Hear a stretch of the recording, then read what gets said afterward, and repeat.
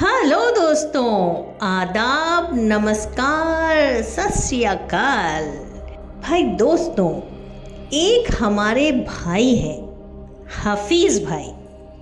यार क्या बताऊं, उनके किस्से इतने इंटरेस्टिंग होते हैं कि बस सुनाते रहो मज़े ले लेकर और सुनते रहो।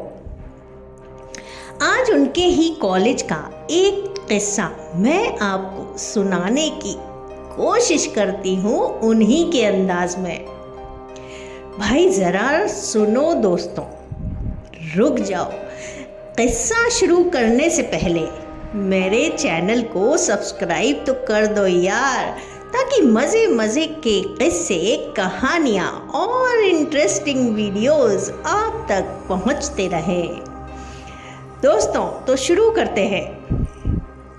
उन्होंने कहा, यार एक ख़त लिख दो, मेरी मोहब्बत ने इस बार कॉलेज में टॉप किया है। यार उसके केमिस्ट्री के नंबर देखकर लगा कि कहीं हमारी ही केमिस्ट्री न बिगड़ जाए। भाई भाई भाई एक खूबसूरत सा ख़त लिख दो। हमने भी कॉलेज के ग्राउंड में लगे फाउंटेन के नीचे बैठकर एक खत लिखा और उससे कहा कि इसे अपनी राइटिंग में लिख लो, क्योंकि मेरा लिखा कोई पढ़ नहीं पाएगा। अम्मी कहती हैं कि मेरी लिखावट जैसे चीटा इंक में भिगोकर कागज़ पर छोड़ दिया गया हो ऐसी है। मेरे दोस्त ने झट से खत नकल कर लिया, उसे गुलाबी लिफाफे में रखा और पहुंच गया अपनी मंजिल की तरफ।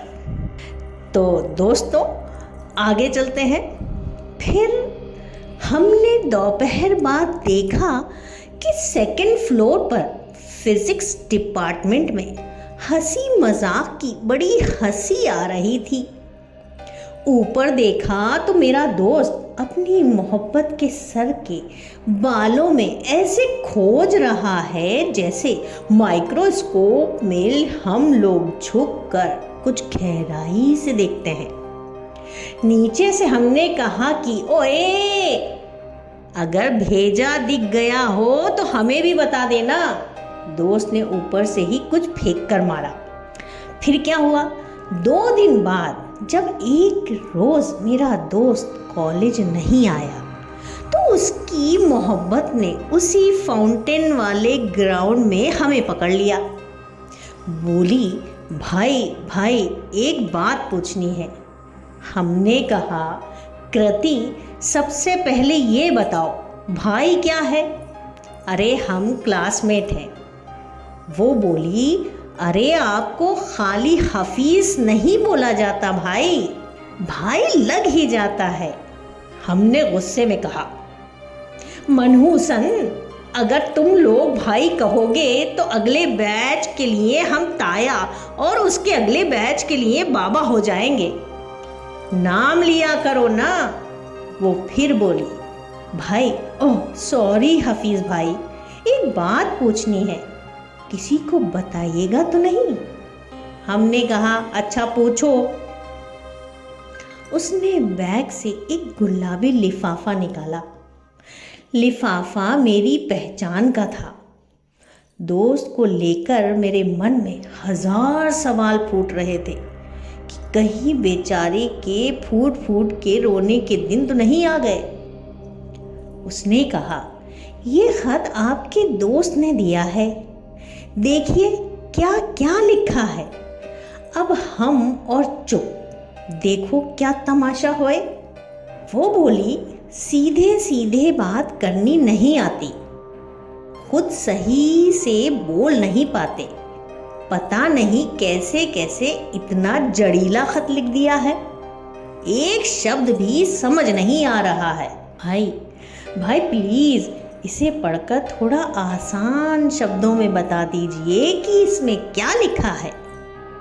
उसने बड़ी मोहब्बत से दिया है भाई, उसकी आंखों में बेइंतहा मोहब्बत थी, इसलिए कह नहीं पाई कि हमें समझ नहीं आया।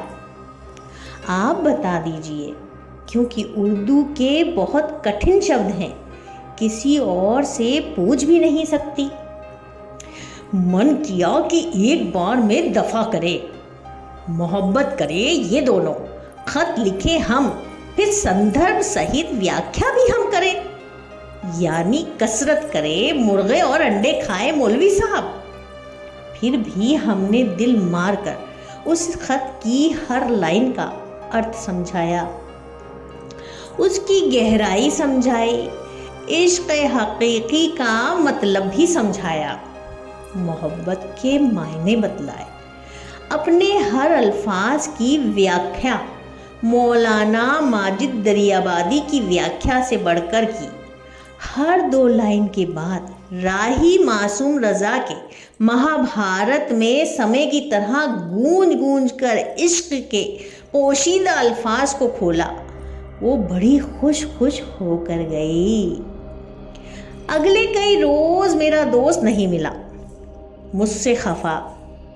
एक रोज़ पकड़ कर पूछा तो कहने लगा, ऐसा ख़त लिखे हो कि वो इश्क के हकीकी में मीरा बन गई और हम रह गए इंसान। तुम्हारे चक्कर में मेरी मोहब्बत रफू चक्कर हो गई। मनहूस हमसे भी कह रही थी कि दुनिया में क्या रखा है, उधर अपने प्रेम को हवा दो जो अमर और अविनाशी है। उसे कौन बताए इधर दुनिया में मेरा एक भाई है जिसे मोहब्बत के 6 लफ्ज़ लिखने की जगह सुकरात के दर्शन लिखने का रोग लगा है।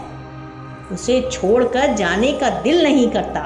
हम दोनों ने हंसते हुए चाय पी और आज तक पी रहे हैं साहब।